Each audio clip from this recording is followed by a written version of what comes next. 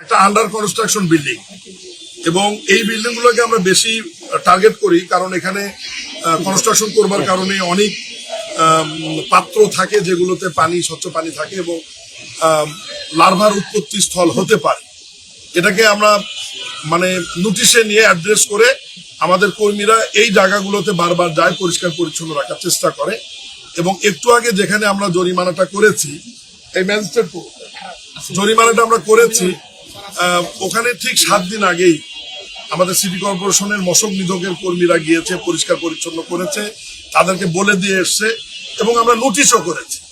আজকে আমি যখন ট্রান্সপোর্টে গেলাম, আপনারা নিজেরা খেয়াল করেছেন যে ওখানে 4-5টি পাত্র থেকে আমরা শত শত লার্ভা পাওয়া গেল।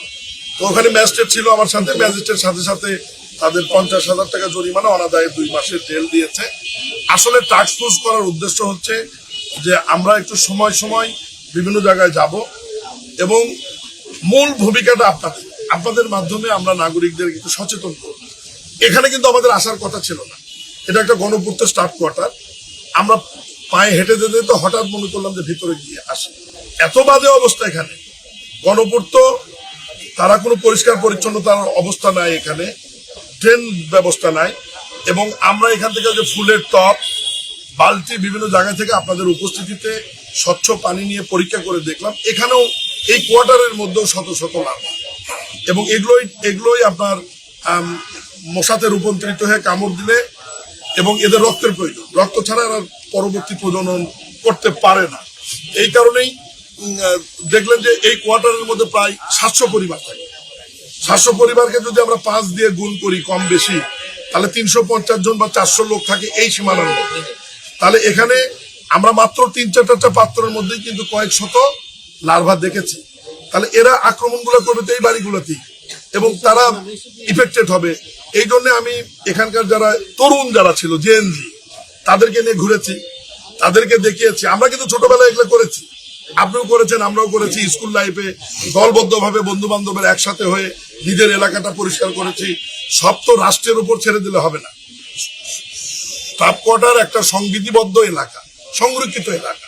এখানকার প্রত্যেক বাড়ির ইয়ং ছেলেরা যদি একত্রিত হয়ে বন্ধু বান্ধবরা যদি নিজেরা পরিষ্কার করে, গণপূর্ত বিভাগ আছে তাদেরকে আমরা অনুরোধ করলো, তারা যদি এটা পরিষ্কার করে দেয়, তাহলে কিন্তু এই জিনিসগুলো আমাদের দূরীভূত হওয়ার সম্ভাবনা থাকবে।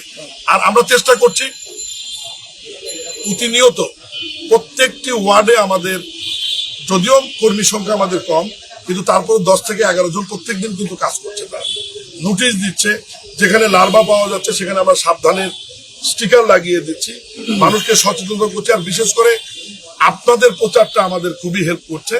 এই জন্য আমি ইলেকট্রিক মিডিয়া, প্রিন্ট মিডিয়া এবং সামাজিক যোগাযোগ মাধ্যমকে আমাদের স্থানীয় সরকার বিভাগ মন্ত্রণালয়ের পক্ষ থেকে, উত্তর এবং দক্ষিণ সিটি কর্পোরেশনের পক্ষ থেকে আন্তরিক ধন্যবাদ এবং কৃতজ্ঞতা জানাই।